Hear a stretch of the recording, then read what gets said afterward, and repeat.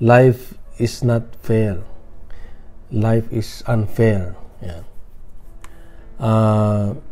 Naramdaman niyo na ba yung may mga pagkakataon na parang hindi fair ang buhay? Ang buhay natin ay it's unfair, sabi natin, it's unfair. So, may mga pagkakataon siguro na when God gave out talents sa atin, nakita mo yung coworker mo na mas maraming nakuha. Siguro mas maitsura siya, mas maganda siya, mas mataas ang sahod, mas magandang posisyon na nakuha. Kaya masasabi mo ay, it's unfair. Ako na trabaho ng trabaho, ako na magkapareho lang kami, pero bakit siya mas maganda sa akin? Nasa kanya ng lahat. Parang sinasabi natin nga, nasa kanya ng lahat. Siguro may bonus na natanggap ang kaibigan mo, sabi mo, sana all. It's unfair. Kung kinukumpara mo yung sahod mo sa mga NBA players na lang, ang lalaki, sabi mo siguro, sobra naman. It's unfair. Makita mo yung napangasawa ng best friend mo, siguro, ay yung dati mong jowa. Sabi mo, it's not fair. But hindi na lang kami. And siguro, marami kang naramdaman o naranasan na unfair sa buhay, lagi kang huli, lagi kang hindi pinapansin. Para bang naramdaman mo na parang hindi fair ang Diyos, na lalo ngayon ako'y naglilingkod. Bakit ganun? Yan. Lala ko yung special child namin nung maliit-liit pa.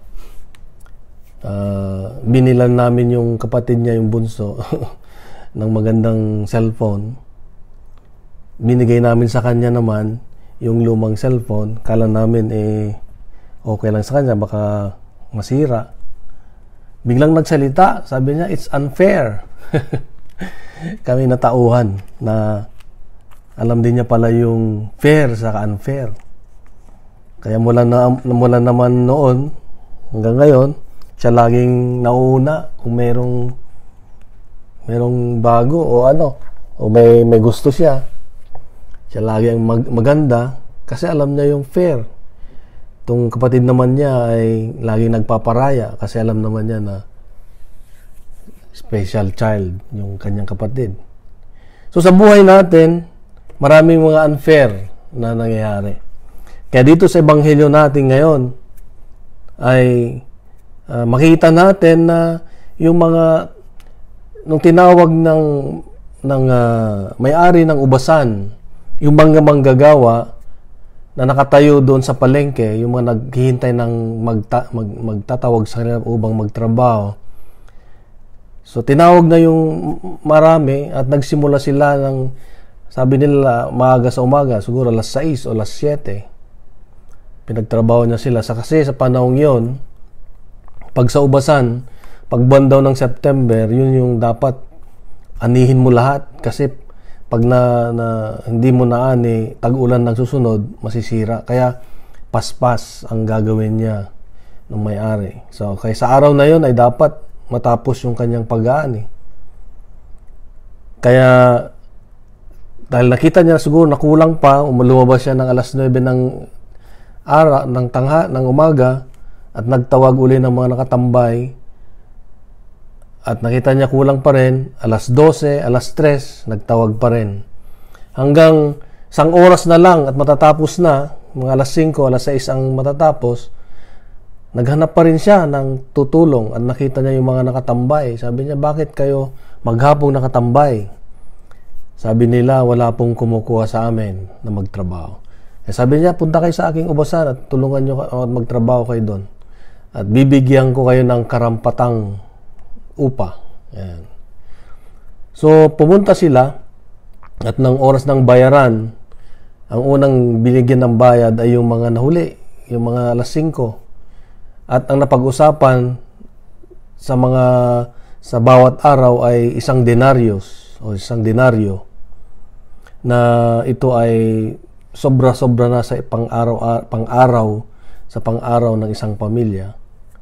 Kaya nangyari, pinagpantay-pantay ng may-ari ng ubasan yung bayad at nagreklamo yung mga maaga. Sabi nila, ang init-init ng pinagtrabaho namin, maghapon kami nagpagal, ganyan. Bakit pinareho mo?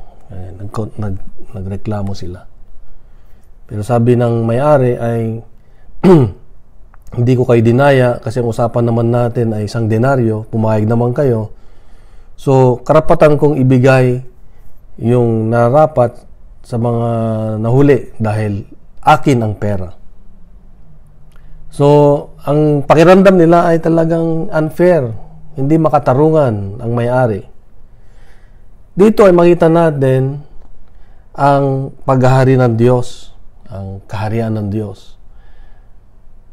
Sabi natin kuminsan, it doesn't make sense yung ginawa ng Diyos, na may-ari ng ubasan o ng Diyos.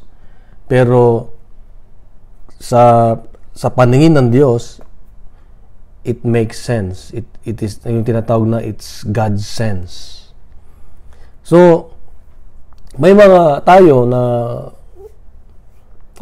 sa ebanghelyo, sa talinghaga, ang may-ari ng ubasan ay ang Diyos. Pinapakita niya kung sino siya bilang isang a merciful and generous God. Kahit na huli ka na sa paglilingkod o huli ka na lumapit sa Diyos, may pag-asa ka pa rin mabigyan ng grasya. Yan ang gustong ipahiwati ng Diyos. He is very generous. So makita natin dito sa ebanghelyo ay nagtawag siya ng mga laborers, ng mga workers na magtrabaho. Pag tayo ay tinatawag ng Diyos na magtrabaho sa kanyang ubasan, gaya nito, yung sa community natin,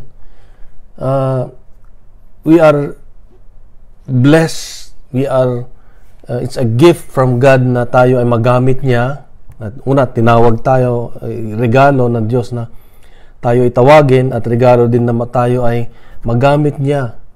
It's a tawag ito great privilege. Yan, pribilehyo, malaking pribilehyo na ikaw ay mapasama sa ubasan ng Diyos. It's a blessing kasi naibabahagi mo yung hustisya o yung katarungan ng Diyos na maging generous din, mapagbigay. So we are given the privilege, opportunity na mapalapit sa Diyos at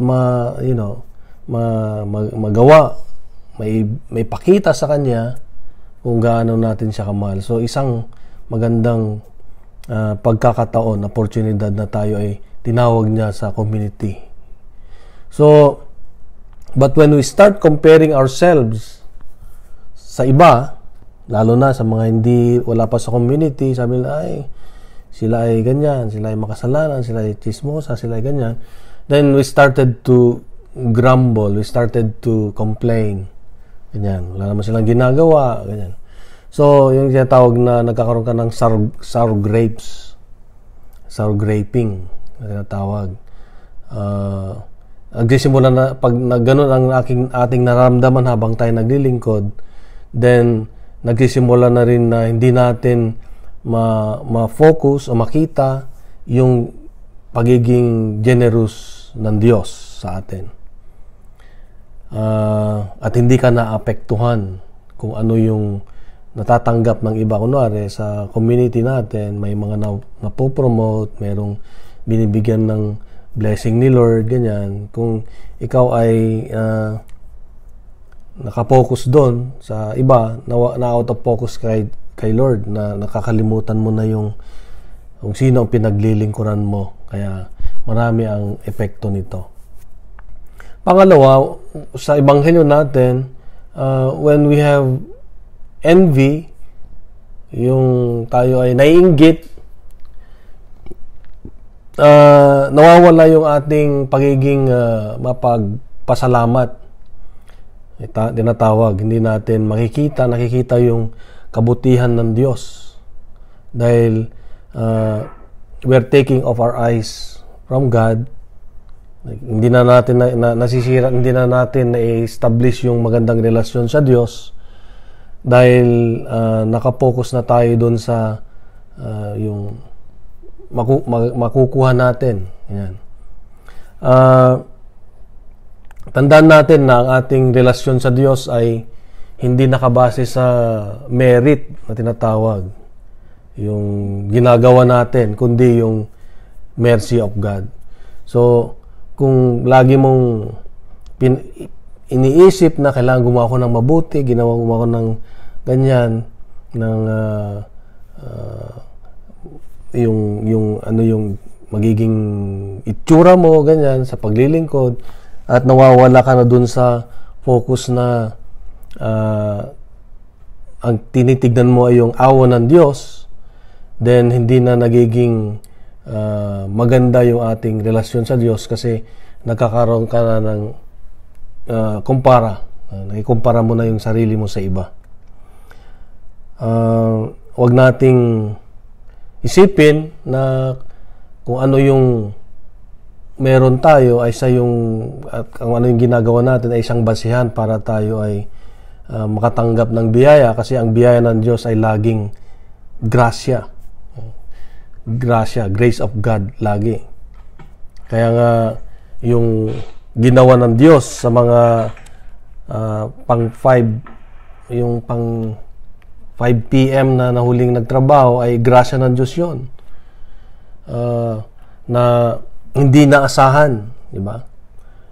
Ang grasya ng Diyos ay yung natatanggap mong isang biyaya na hindi karapat dapat sa'yo, na alam mong hindi karapat dapat sa'yo. So, huwag tayong magkaroon ng inggit sa mga ganong mga tao na nagkaroon ng ganon. So, isipin natin lagi na we are the children of God, na laging hindi ang Diyos ay namimili, kundi pare-pareho tayo.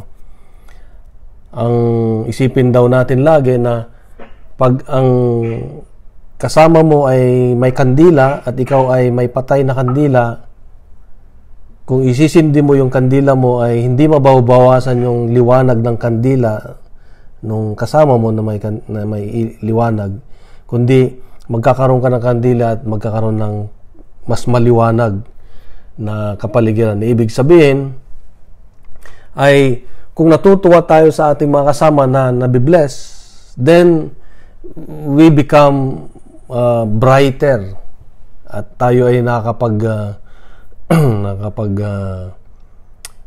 nagniningning, sabi nga. So when we have that kind of character or attitude, then we share the mercy and generosity of God. Nawawala yung inggit. Yan. Sabi nga nila, ang envy daw is casting evil's eye. Yung pag meron ka palang, pag naiinggit ka raw, nagkakaroon ka ng masamang mata. Yeah. It is not God's eye. Kasi ang nasa iyo ay pinapakita mo yung masamang pagtingin. Yan, masamang pagtingin. Casting evil's eye. It's not God's eye.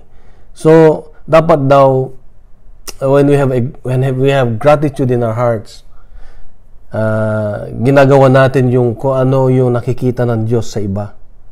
Ibig sabihin ang nakikita lang natin ay yung goodness. Pag may nabibless, ikaw rin ay masaya, hindi ka naiinggit. Pag may nagkakaroon ng magandang posisyon o promotion sa mga trabaho natin, sa community natin, nandun ka na nagsusuporta at natutuwa at nagpapasalamat ka sa Diyos kasi siya ay na-bless. Hindi yung titignan mo siya ng masama na naiinggit ka. Ganun daw. Paningin na naiinggit. Yung mayroong resentment sa puso. So, minsan nga, sabi ko nga, it doesn't make sense, but it is God's sense. Hindi natin maintindihan, kaya alam ng Diyos. So, makita rin natin dito na kung malala nyo yung istorya nung dalawang nakapako na magnanakaw sa tabi ni Jesus, sabi ng isa ay, Jesus, alalahanin mo ako pag ikaw ay nasa iyong sa paraiso.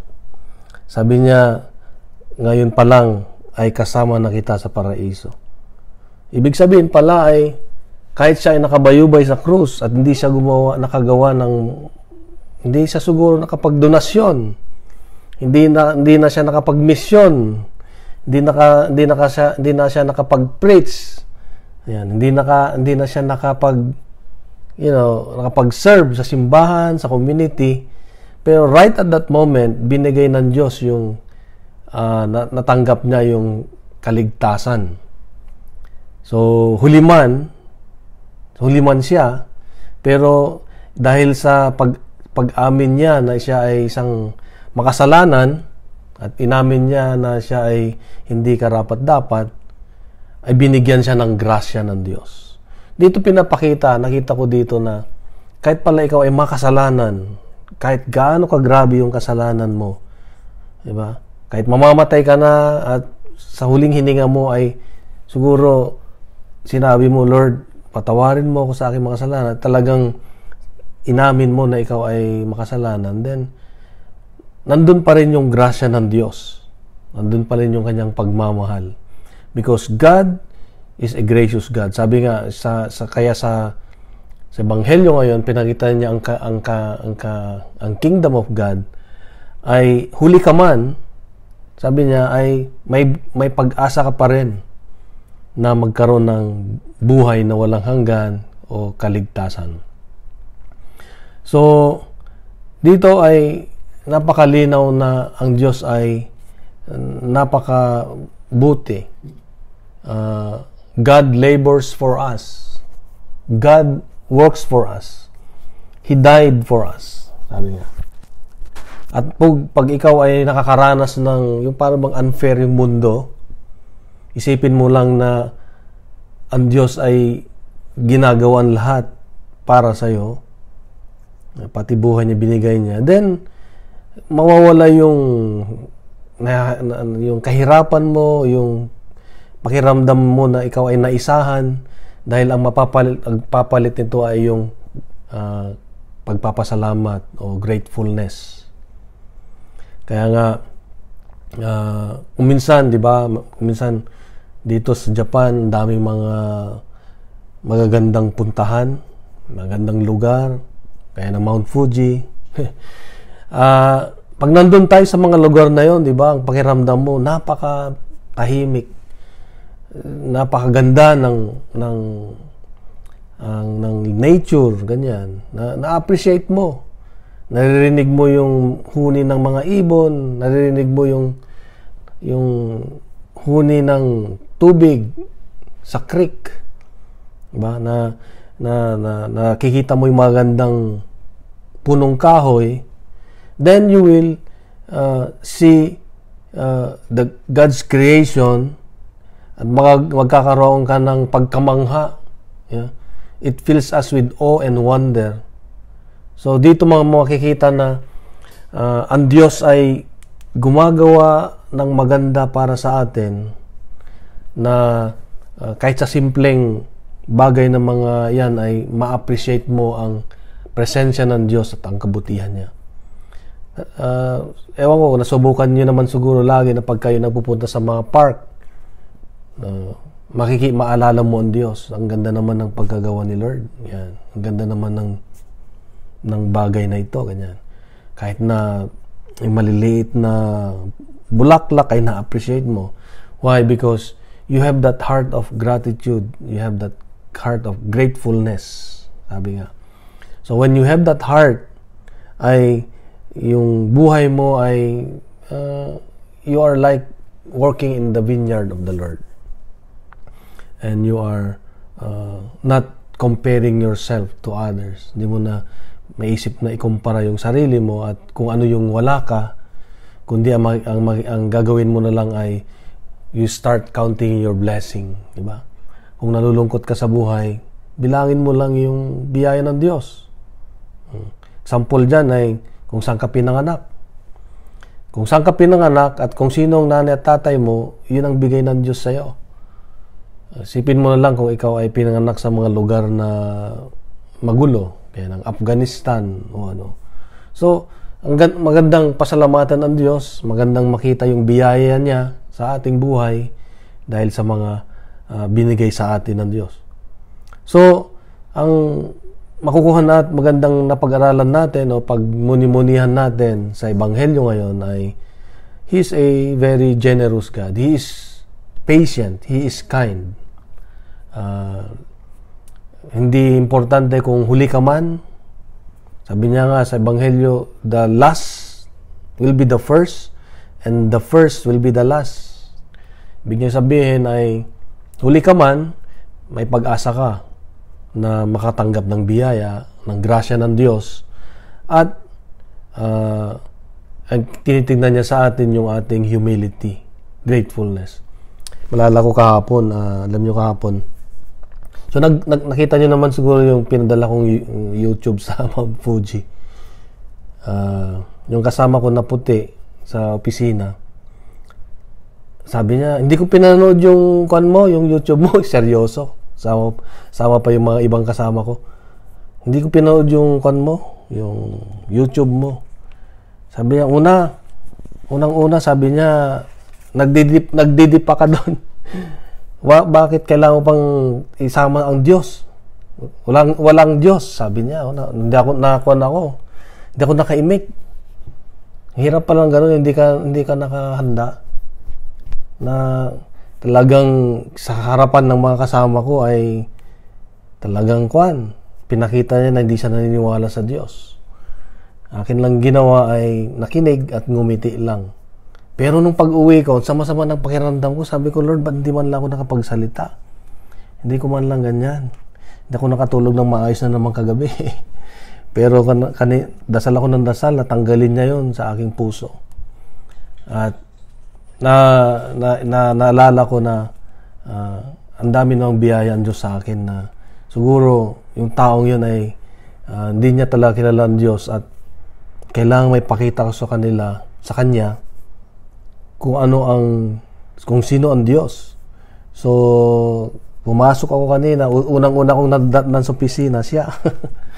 So ako unang bumati na parang walang nangyari na parang yun pa rin dati na magkaibigan pa kami, lalong mas maganda yung pakipag-usap ko sa kanya. At naramdaman niya siguro na walang epekto sa akin yung ginawa niya sa akin kahapon. Kahit yung mga kasama kong iba ay sinasabihan siyang, stop it, ginaganyan sila. Talagang ako ikuan. Pero I was humbled, but I was so grateful to God na hindi ko inasahan na meron palang ganon. Dahil ayaw nilang makita na nagpapasalamat ako sa Diyos. But nakasama ko siyang nag-lunch at natapos yung lunch, parang walang nangyari. Mas makon pa siya ngayon sa akin. Mas ramdaman ko na mas nahihiya o lumapit. Pero okay lang. Sabi ko naman, bahala na si Lord. So, dito ay ang buhay natin na pag tayo tinawag ng Diyos ay may encounter tayo talagang mga ganong mga tao, pero just think about the patience of God, the kindness of God, the generosity of God in our lives. Mawawala yung ang tawag dito yung kagat ng anumang bagay na nakakasakit dahil mas mangingibabaw ang pagmamahal natin o yung presensya ng Diyos. Sabi nga ni Winston Churchill, yung naging Prime Minister ng England, we make a living by what we get, but we make life by what we give. Yan. So, hindi man nila ang ibang tao, hindi kanila maintindihan, pero gawin mo pa rin lang lagi yung tama para sa Diyos at di ka manghihina. So, yun ang ating pagbulay-bulayan sa ating pagtulog at nawa lagi nating isipin ang generosity ni Lord, na kahit tayo ay makasalanan, aminin lang natin o lumapit lang tayo sa Kanya, nandyan palagi ang grasya ng Diyos. Huwag tayong lalayo sa Kanya. Amen. Amen. Amen. So let's pray again. The Father, the Son, of the Holy Spirit. Amen.